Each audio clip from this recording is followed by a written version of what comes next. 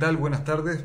Bienvenidos a esta nueva edición de este programa Defensoría Abierta Live, esta vez para conversar de un tema bastante interesante. Hace unos días supimos la situación que han vivido un grupo de extranjeros que están sin poder salir del país, sin poder cumplir una medida de expulsión, una condena sustitutiva, una pena sustitutiva que tenía que llevarlos de fuera de Chile y no han podido salir del país. Esta situación se ha reiterado en otras ocasiones en la región de Antofagasta y claro, la pandemia, el COVID-19, no solo ha cambiado la forma en la cual estamos viviendo, sino también ha afectado a personas que han cometido algún delito y que tenían que llegar a su país de origen. De esa situación y de todo lo que conlleva la defensa y el derecho penal de las personas extranjeras inmigrantes en Chile, queremos conversar hoy día. Como siempre lo hemos hecho en este programa, la idea es acercar la justicia a las personas y vamos a tratar de bajar estos temas que son muy especiales, muy de especialista, al lenguaje más común y más coloquial. Así que para eso voy a presentarles a nuestro invitado de hoy, Ignacio Barrientos, defensor regional de la región de Antofagasta. Ignacio, bienvenido. Hola, ¿cómo están? Gracias, Alexis. Vamos a comenzar esta conversación hablando un poco del marco regulatorio que tienen las personas que son extranjeras y que cometen un delito en Chile. Sabemos que, claro, puede llegar a ser expulsado, pero si la sanción es la expulsión, el camino para llegar a ella no es el mismo. ¿Me puedes explicar un poco en qué consiste eso? Sí, mira, en términos generales uno podría partir diciendo lo siguiente. El marco regulatorio en lo penal que se aplica a los extranjeros, migrantes, es el mismo que se aplica a los chilenos. O sea, la ley penal rige para todos los habitantes de la República. Pero en materia de efectos que pueda tener la conducta penal de una persona es distinto, obviamente. Y en el caso de los extranjeros que cometen un delito en Chile, pueden verse expuestos a la expulsión del país, ya sea por una decisión de la autoridad administrativa, y ahí se habla de expulsión administrativa, eh, o a través de una expulsión judicial que es decretada por un tribunal. En el caso de las expulsiones administrativas, estas pueden ocurrir por dos razones. Por una infracción administrativa que da lugar a la expulsión, por ejemplo, una persona que ha permanecido por más tiempo con visa de turista, puede ser expulsada, aun cuando hay otras sanciones también, como la multa, pero puede ser expulsada eh, por la autoridad administrativa. Pero la autoridad administrativa también, por ejemplo, habiendo tomado conocimiento que una persona ha cometido un delito o ha sido condenada, puede disponer la expulsión administrativa por esa razón, porque se le condenó por un delito en Chile. Y ahí hablamos, en esos casos, de los efectos migratorios de una causa penal. Una persona que es condenada en una causa penal, aun cuando no sea expulsada en esa causa penal por un tribunal, la autoridad administrativa, tomando conocimiento de la condena penal, puede iniciar un procedimiento sancionatorio y expulsarla administrativa. O sea, Y la otra vía, además de la condena, expulsarlo. Ya, por ese. eso, por eso, por eso es que decimos, perdona, por eso es que decimos que la causa penal tiene efectos migratorios, digamos, Ajá. ¿no? En el proyecto de vía migratoria. Y la otra posibilidad que tiene la autoridad, en este caso judicial, es la expulsión judicial. La expulsión judicial es una pena sustitutiva Ujú. que se aplica en los casos en que una persona que no reside regularmente en Chile recibe una pena de menor a 5 años, de 5 años hacia abajo. Ujú. Y en esos casos la autoridad judicial, el tribunal, puede imponerle como pena, en lugar de la pena privativa de libertad, la expulsión judicial. Y esta expulsión judicial además trae aparejado, según lo que revisaba antes de esta entrevista, esta prohibición de ingreso al país en 10 años. En 10 años 10 no años, puede entrar la efectivamente, persona. sí, así es. Eso Sí. trae un efecto, me imagino, porque claro, uno dice, quizás alguien que ingresó a Chile para cometer un delito, ¿ya? Que puede ser un caso, no le pesa tanto esa sanción, pero alguien que está con un proyecto de residir, quizás no lo hacía regularmente, pero que tenía familia, también puede verse afectado. ¿Qué has visto tú en esa situación en la práctica? Sí, mira, bueno, ahí hay mucha variedad, digamos, ¿no? Hay personas que efectivamente están residiendo en Chile irregularmente, eh, y se les aplica esta sanción y se van felices, digamos, ¿no? Porque recuperan su libertad. Pero hay otras personas cuya residencia irregular se produce eh, porque perdieron la visa, porque se les venció la visa y nunca la tramitaron nuevamente. Esas personas tienen arraigo en Chile y la expulsión supone no solo un término del proyecto migratorio, sino que la desvinculación con su familia. Claro. O sea, se rompen las familias cuando se produce la expulsión de un miembro de ella y los demás quedan en nuestro territorio.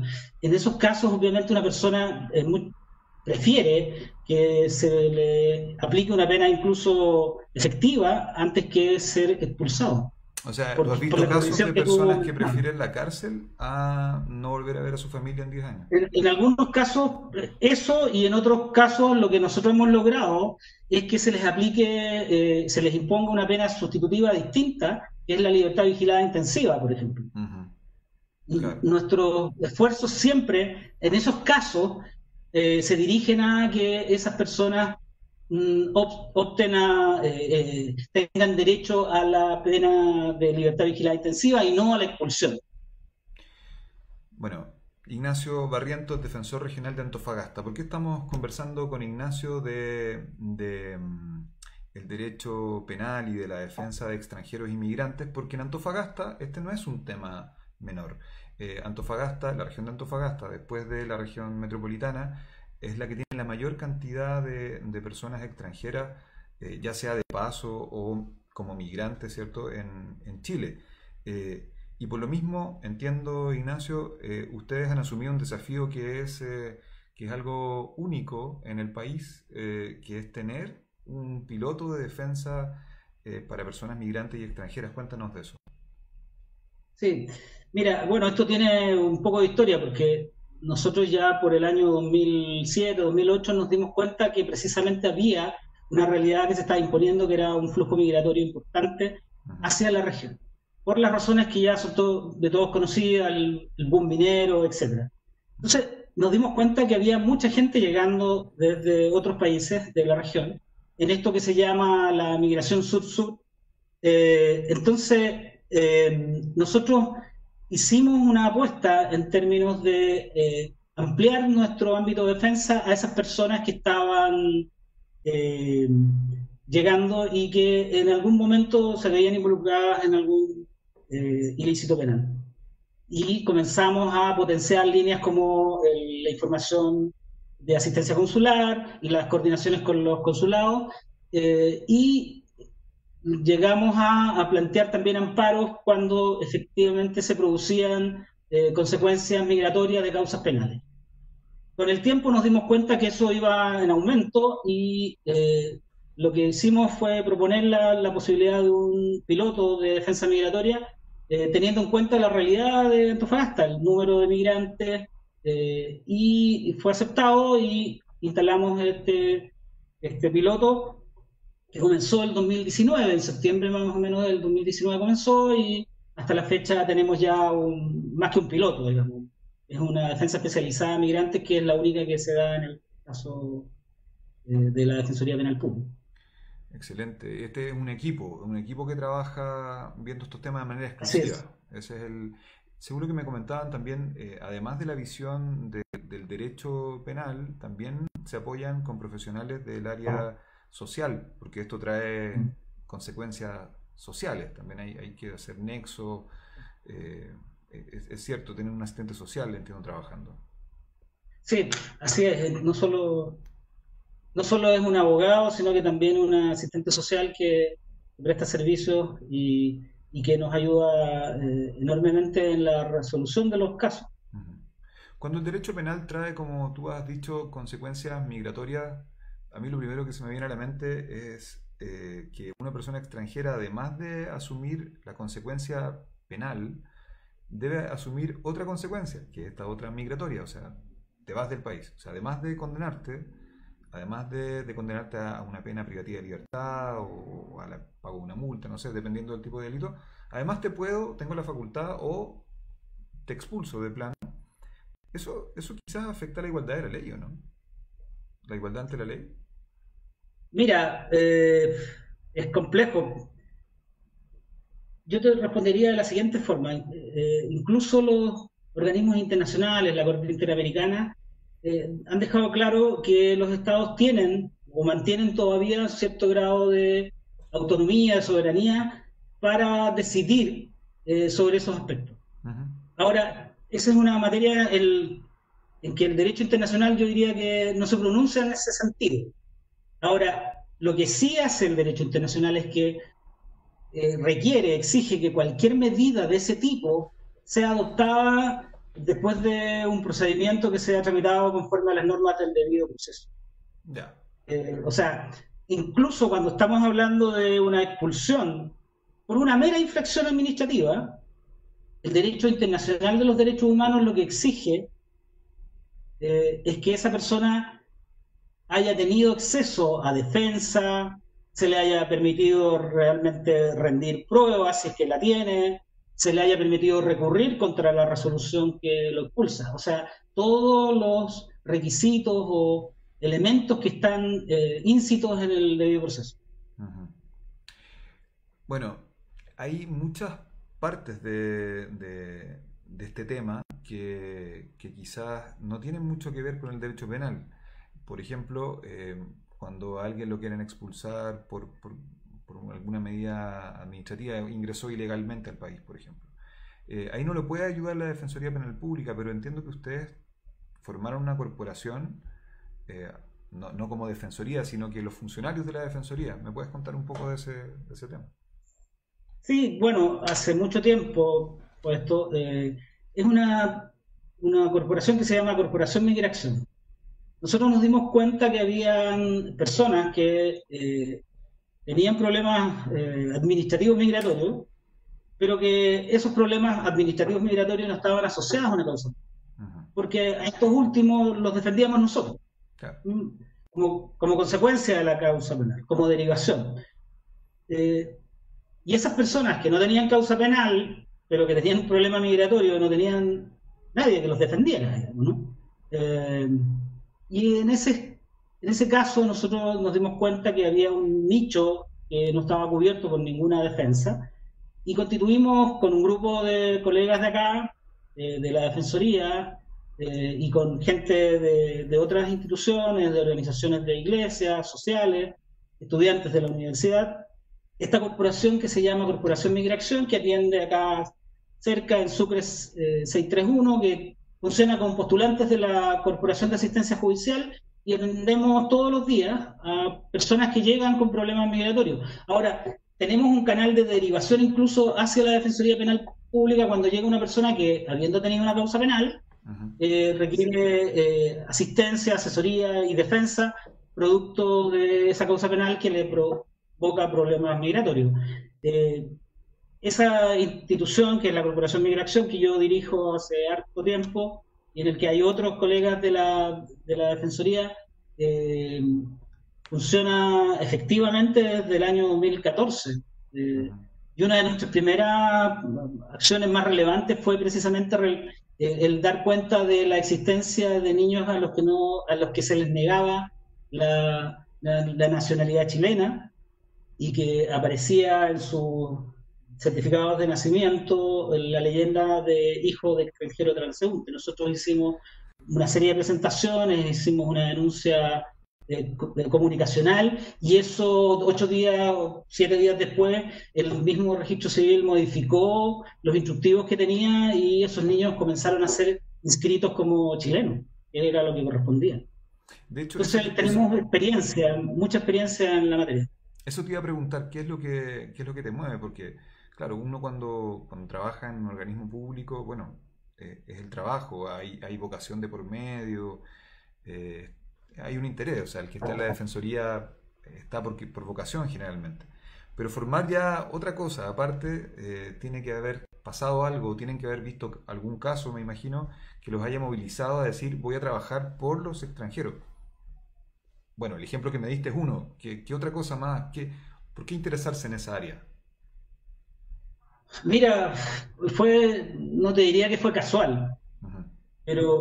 pero comenzó con una persona que me enviaron de una universidad, porque tenía un problema, era una señora, que trabajaba de cocinera en un restaurante, tenía sus dos hijos que tenían problemas para regularizar su situación y toda la familia estaba siendo expulsada. Y a través de una presentación muy simple yo logré que se le resolviera la situación, le dieron visa, etcétera. Y después de eso empezó a llamarme mucha gente. Me empezó a llamar mucha gente y empezó como un flujo así incesante. Y en ese momento yo me di cuenta que había una posibilidad de asesoría, había una necesidad de mucha gente de resolver sus problemas migratorios y lo conversé con varios colegas, con profesores de la universidad y finalmente prendió la idea y se dio lugar a esta organización que lleva tanto tiempo trabajando. Hoy día estamos suspendidos por las razones que ya tú comprenderás, pero además, bueno, yo viví 4 años en Madrid. Ya, fuiste también Yo, un yo migrante. estuve, yo, yo fui migrante, entonces estuve haciendo fila en la noche, a las 4 de la madrugada en Madrid, en una comisaría. Entonces, yo era también un migrante privilegiado, o sea, ¿no? Estás estudiando, Estaba claro. estudiando Mm. y en alguna manera uno se representa la situación que vivió y cuando en ese momento cuando estoy hablando del 2008, 2009, acá se formaban largas filas a las afueras de la gobernación provincial de gente que estaba desde muy temprano en la madrugada esperando un número para que la atendieran. Eso no puede dejar de conmoverte. Sí. Claro, porque muchas veces solamente por cambiarte unos cientos o miles de kilómetros, ¿cierto? De un lugar a otro, ya eres una persona de segunda categoría, Claro. que es algo que tiene explicaciones sociológicas y todo eso, pero cuando uno lo analiza más en lo que a uno le puede pasar, yo voy, cruzo Argentina y ya puedo ser mal visto. O sea, ¿qué pasó en ese viaje que me quitó características de ser humano y de persona, ¿cierto? Eh, Como para que me Claro. trataran mal o me negaran cosas. Entonces, eso, eso choca, hay que ser un poquito más empático con esa situación, yo creo. Migrar es un derecho humano. Sí. Está en los seres humanos desde que existimos. Movernos de un lado a otro buscando mejores condiciones. Ese, ese es como un presupuesto.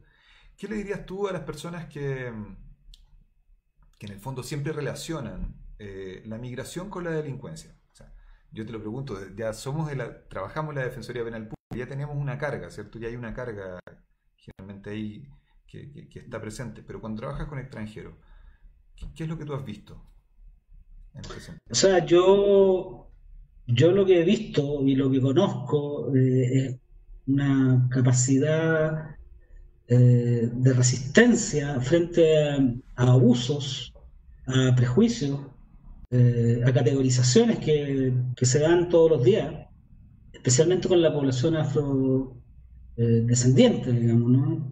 Me parece a mí que ahí lo que uno pediría es una mayor capacidad eh, de ponerse en el lugar del otro, pero además de pensarse uno, ¿no?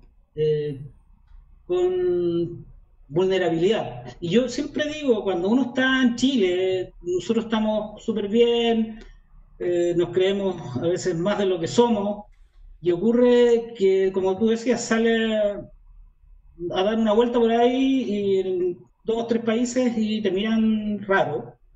ya el acento les parece curioso, Ujú. el color de piel o la forma de vestir, no sé, el apellido, y eso te da la idea de que cuando yo creo que uno eh, tiene la obligación, si puede, digamos, ¿no? De darse una vuelta y comprender que el mundo es mucho Más grande. más que este terruño en el que nos sentimos todos confortables.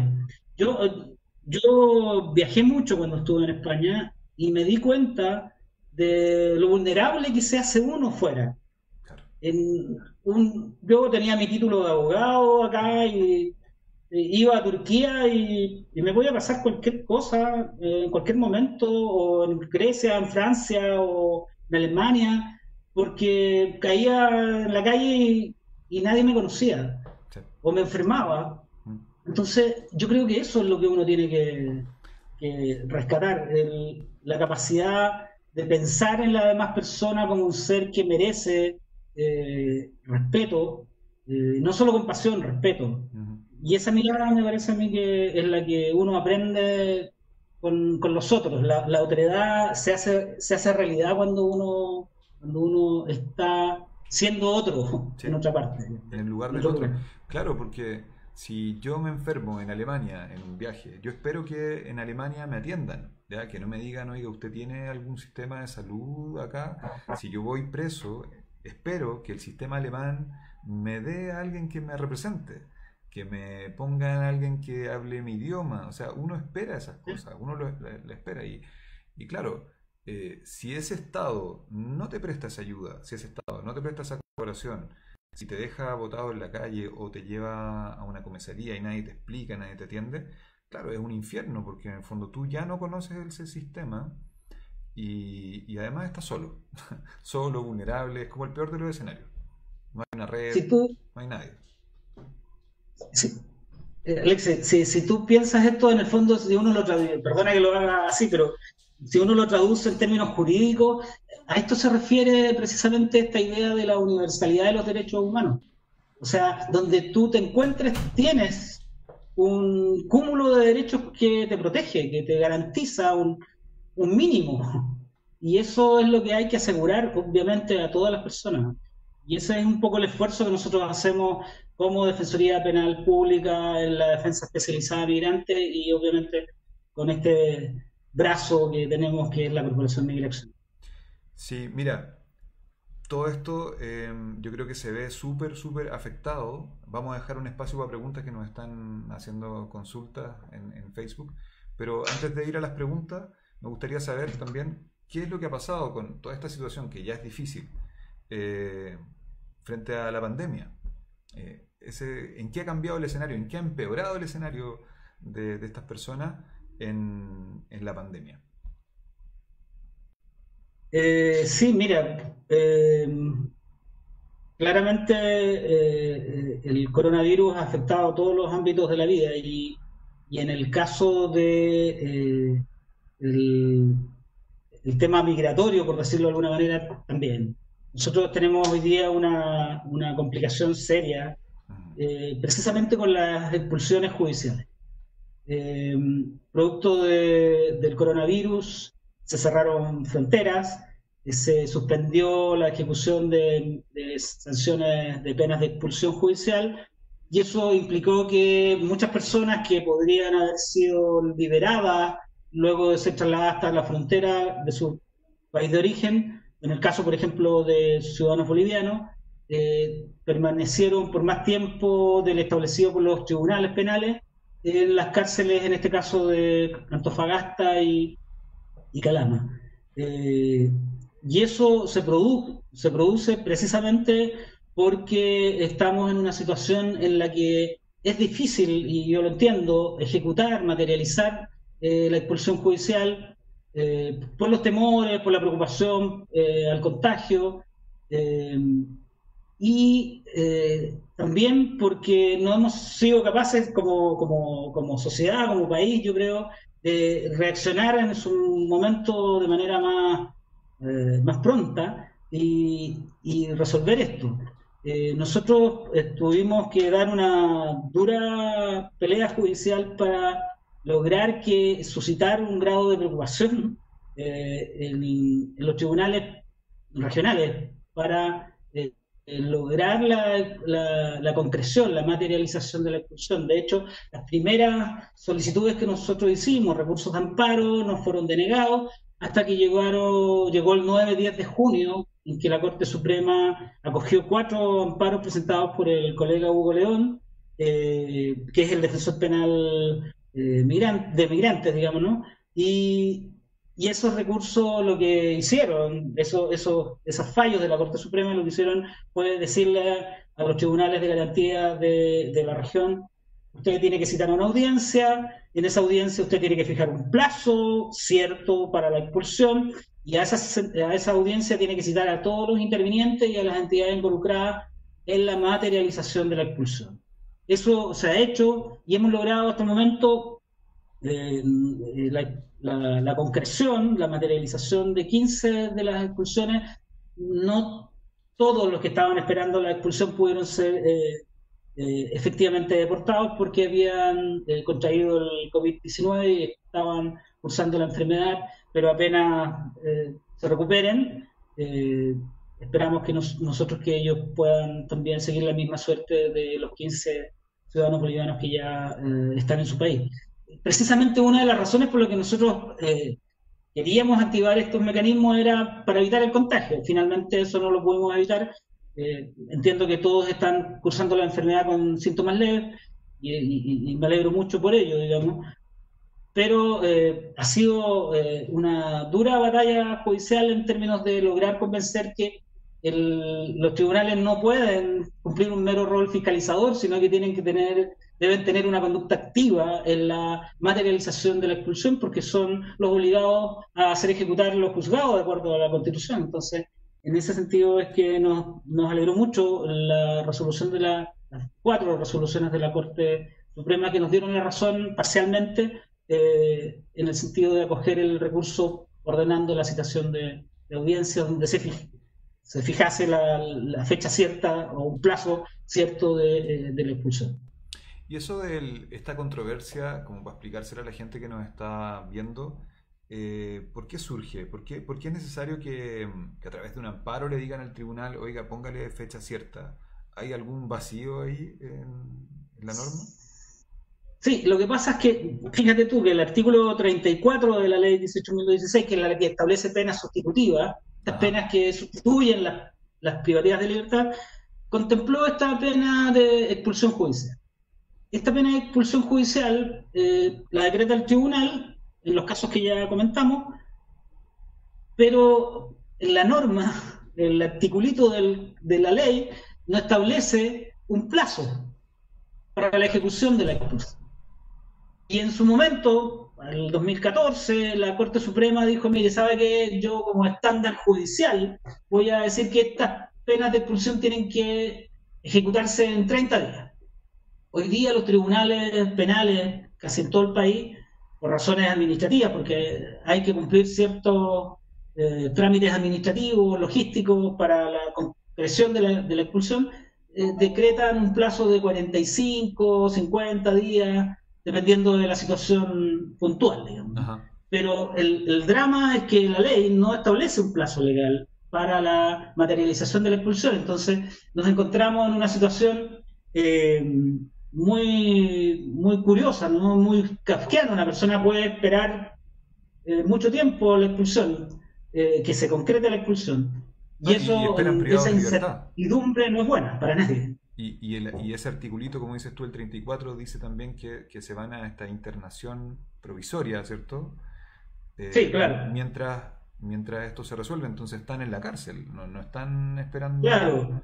Bueno, me imagino algunos quizás esperan en libertad, pero la mayoría está esperando en la cárcel. Sí, claro. Eso también lo discutimos nosotros. Yo, yo creo que no es obligatorio que una persona necesariamente sea ingresada a la espera de la expulsión a la cárcel. Claro. Tú me hablabas también que hubo gente que estuvo esperando en terminales de buses que se llevaran a cabo estas expulsiones también. Perdón, no te escuché. Sí, hubo alguna persona que me contabas tú que había personas que tuvieron que esperar en terminales de buses que se llevara a cabo estas medidas Claro, igual. no, lo que pasa, eso es una situación distinta, Ajá. porque esto no solo afectó, el cierre de la frontera no solo afectó a las personas que estaban privadas de libertad y que estaban esperando la expulsión, sino que a muchos ciudadanos que estaban en libertad, que habían venido a trabajar, que estaban residiendo aquí en Chile y que en algún momento quisieron retornar a sus países de origen y no pudieron porque su país de origen había dispuesto el cierre de frontera. Esas personas esperaron en Antofagasta, en el caso de Antofagasta, muchos días en el terminal de buses. Finalmente fueron llevadas a albergues muy provisionales, improvisados, y permanecieron ahí por mucho tiempo. Incluso algunos llegaron a contagiarse del COVID-19. Y claramente lo que yo puedo advertir en alguna medida es que hay ciertas deficiencias en el cumplimiento de la protección eh, consular, digamos, ¿no? O sea, yo creo que ahí hay que hacer un trabajo mucho más coordinado probablemente con ciertas entidades. Mira, tengo algunas preguntas, estaba leyendo algunas preguntas en Facebook. No sé si son son un reto, digamos, son un reto. La gente Ya. tiene acá, dice, bueno, básicamente Millie D me pregunta por qué ciertos migrantes cumplen libertad vigilada y además, o estando cumpliendo la libertad vigilada, igual le decretan la expulsión. ¿Se puede dar eso? Que tú estás en libertad vigilada y te decretan la expulsión. Sí, sí, se puede dar, y de hecho es una de las razones por las que nosotros recurrimos de amparo. Una persona a la que se le impone una pena sustitutiva, por ejemplo, de libertad Sí. vigilada intensiva, por un Ajá. delito X, esa persona tiene que cumplir la libertad vigilada en el país, pero al término de la libertad vigilada puede administrativamente la Ah, claro. autoridad, Departamento de Extranjería y Migración, dictar una resolución de expulsión porque la causa penal, como decía, tiene efecto en su situación migratoria. Ujú. Ahora, en esos casos que nosotros hemos enfrentado, y de hecho esa es una de las tareas de la Defensa Especializada de Migrantes, nosotros entablamos recursos de amparo pidiendo precisamente que se deje sin efecto la resolución de expulsión, apelando a la existencia de familia, al transcurso del tiempo, al arraigo que tiene la persona en el país, etc. Bueno. Otra pregunta, pero esta tiene que ver con migración. Si están ayudando a temas de visa, nos preguntan. A conseguir... Sí, bueno, ¿sí? ¿Están ese es el disponibles para eso? trabajo que... ¿Cómo? Si están disponibles para eso, dice. Estamos disponibles, de hecho, si la persona va a la oficina en Sucre 631, va a haber pegado ahí en la puerta unos teléfonos a los que puede llamar para los efectos de hacer las consultas a los alumnos postulantes que están atendiendo estos casos. Bueno. Nos preguntan también cómo han solucionado el tema de las visas del condenado. Si han tenido alguna experiencia. Ese, esa es una pregunta difícil. Sí. Esa es una pregunta difícil porque teníamos harta ilusión en la visa para condenados y la verdad es que presentamos un par y no nos ha ido tan bien porque existe mucha demora en la resolución. Finalmente las personas terminan optando a veces hasta por irse, digamos, ¿no? Por la falta de respuesta en tiempo. Eh, Porque además han habido un par de rechazos. La gente debe saber que esto de la visa para condenados está en el reglamento de la ley de extranjería, no está en la ley de extranjería. Es una modificación que se hizo al reglamento, Ajá. y la verdad es que cuando se implementa la normativa del reglamento a través de una orden administrativa, se agregan requisitos que no están en la norma reglamentaria, entonces se hace mucho más difícil la obtención de una visa para condenados. Ya. Porque, por ejemplo, se exige o se tiene en cuenta la gravedad del delito. Claro, o sea, yo siempre digo, la visa para condenados no es una visa cualquiera, o sea, parte de la base que una persona ha sido, se le ha impuesto una pena por un delito, o sea, entonces Y la, considerar y la la, gravedad pareciera un exceso. y la gravedad tiene una base o un límite, te dice, no sé, de crimen, pena de crimen o... No, Es la a instrucción criterio, que sí. yo vi en su momento dice gravedad, Bueno, la gravedad del delito. claro, es súper subjetivo, en el fondo. Es súper subjetivo, claro. Sí, ese fue nuestro amigo Sergio Centeno. Claro, una pregunta muy específica. Sí. Bueno, yo creo que ya hemos llegado al tiempo, Ignacio. Muchas gracias también por tu tiempo, por contestar estas preguntas, acercar a la gente un poco el tema de la defensa especializada de migrantes y personas extranjeras, que claro, en Antofagasta es muy relevante y cada vez más en Chile, porque cada vez más estamos recibiendo personas extranjeras y me quedo un poco con el mensaje que hacías tú de llamar a la empatía, de ponerse en el lugar del otro, eh, para entender que todos en el fondo podemos estar en esta situación y podemos ser vulnerables. Sí, Y básicamente eliminar estos prejuicios que podemos tener. Por ahí me pasaban también de Antofagasta algunas cifras de las 100.000 personas que hay en Antofagasta, un 2,5 entiendo, solamente de los 100.000 extranjeros, un 2,5 tiene alguna imputación penal. Entonces aquí no estamos hablando de gente que viene a delinquir a nuestro país. No es una tasa importante. De hecho, si uno lo sí. compara, más chilenos delinquen que extranjeros porcentualmente, no en cantidad, porcentualmente. Entonces, es así. Muchas gracias, Ignacio. No, gracias a ti y saludos a todos. Muchas gracias, Alex. Bueno, Chao. chao, chao.